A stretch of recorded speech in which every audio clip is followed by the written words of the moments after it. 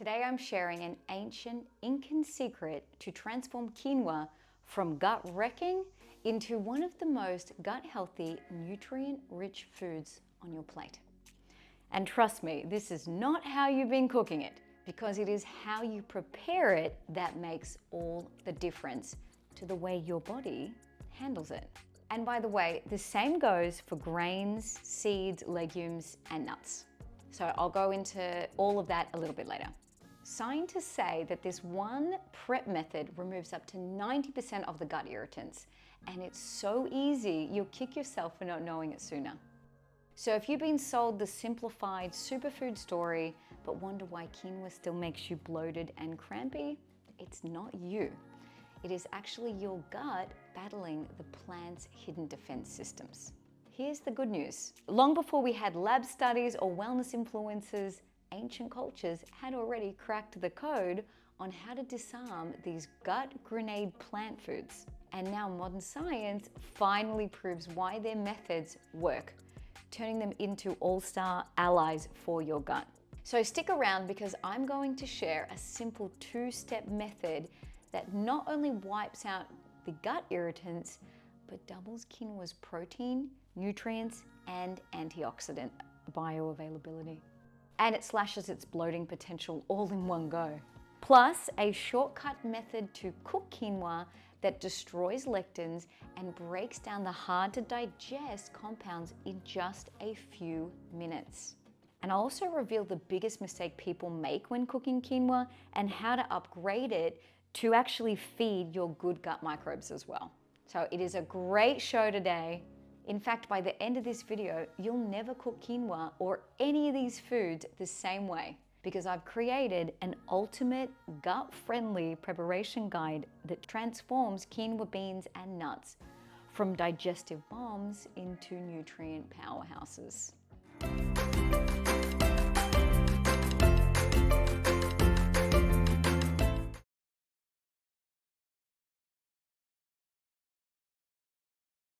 Hi, I'm Leilani. I'm a chef, I'm a microbiome nutritionist, and I'm here making gut health simple and practical for busy people. Every week I release new cooking classes and straight talking gut health talks, so ring the bell so you can get your health in a better place bite by bite. As a clinical practitioner and a health conscious mom, when quinoa first hit the superfood scene, I was thrilled. Gluten-free, high protein, full of minerals, what's not to love, right? But then I started hearing from clients, oh, I love quinoa, but it makes me so bloated and just heavy, like I can't process it. And even I had a bit of a dodgy experience in a cafe once where clearly they hadn't even washed it, which is a major fail. And let me just say, my gut had a very tense afternoon. And so that's when I went down a rabbit hole into the Andean food traditions, back to the Incas, who had been eating quinoa for thousands of years before we Instagrammed it. A question for you: what's your favorite quinoa recipe? I love making quinoa fried rice, and I bulk cook the quinoa using the method I'm about to show you, and then I freeze it in portions so I can pull it out for a weeknight meal. And here's the gut health bonus. Cooking and then cooling quinoa actually turns some of its starches into resistant starch, meaning it resists breakdown by our enzymes and becomes basically a food buffet for your good gut microbes, promoting healthy digestion. Now, I want you to get the tri-colored one if you can, because the polyphenols in it actually feed up a metabolism boosting species. So it's pretty much the same price. I recommend you get that one if you can. Now, the Incas never just boiled it straight from the sack. They knew it had this bitter, soapy outer layer, and you can see it here, it's all cloudy. And that component is called saponin.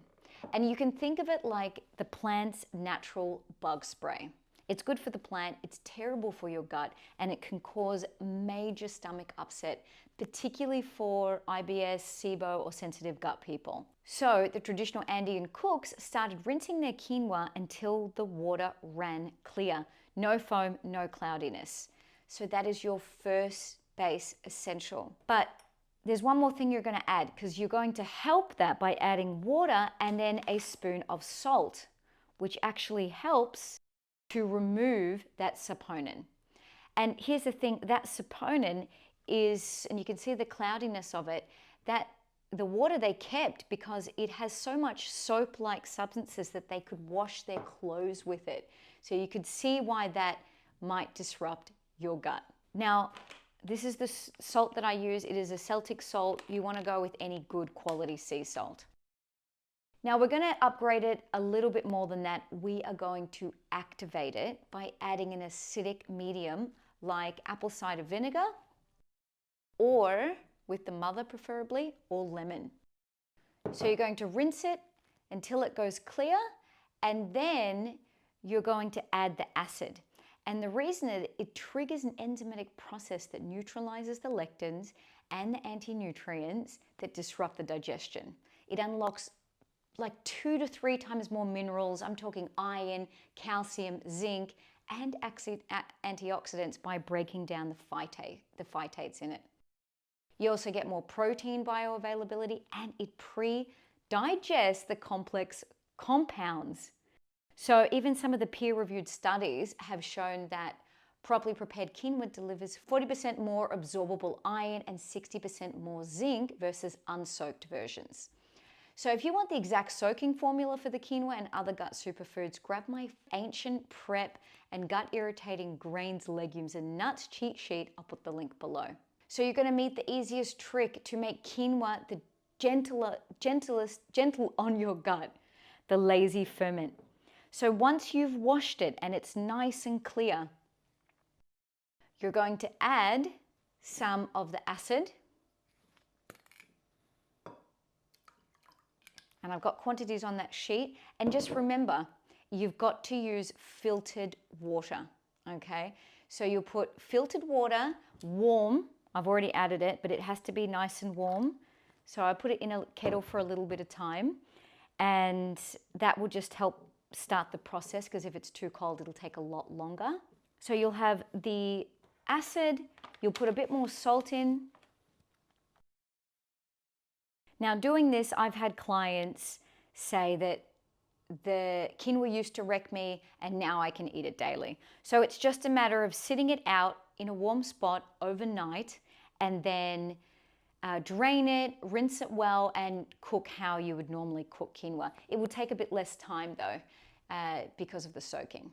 And I'll show you a few hacks for cooking to turn the quinoa into a bloat-free vitamin pill. But if your gut is super compromised, you might want to take it to the next level. So from simply activating it to sprouting it. It's like turning quinoa into a living superfood. And it's basically master level.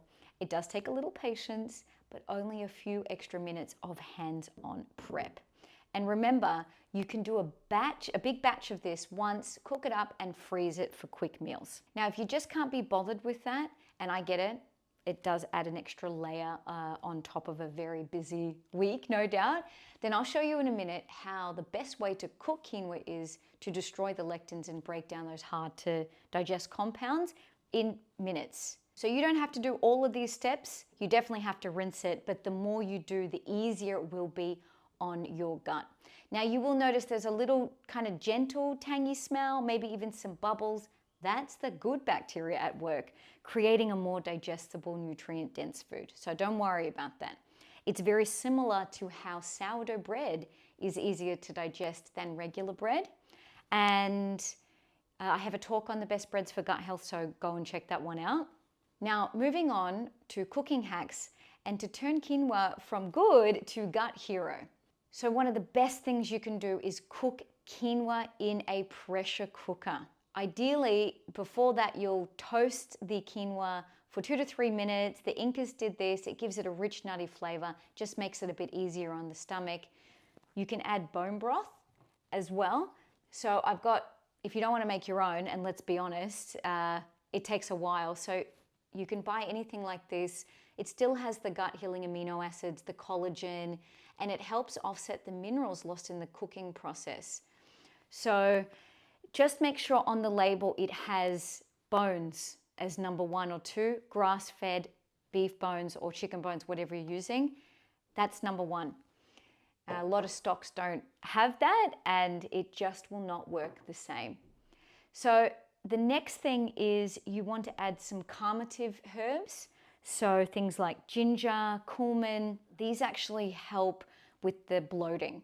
So if you add it into the pressure cooker or you add it into the stovetop method, it'll also flavor a little bit more. So costs nothing extra really to do it, but I definitely suggest adding that, as well as fennel and cumin are another one, and they taste really, really nice. So if you want quinoa in a few minutes, try pressure cooking it. And what you'll do is you'll rinse the quinoa really well. That's a non-negotiable. Ideally after soaking or sprouting, you'll add 1 cup of the rinsed quinoa to your pressure cooker with 1.5 cups of the liquid plus the spices or the bone broth. Lock the lid, cook at high pressure for 3 minutes, and then let the pressure release naturally for 10 minutes and then fluff with a fork and it's ready. So now you know how to make quinoa a gut hero. What about the grains and legumes sitting in your pantry right now? Some of them are quietly causing the same problems, so make sure you grab that ancient prep cheat sheet. Links are in the description. Laminate it on your fridge. That's where mine is. And I hope you enjoy this video and let me know in the comments how that worked out for you, which was your best technique. Until next time, love your guts.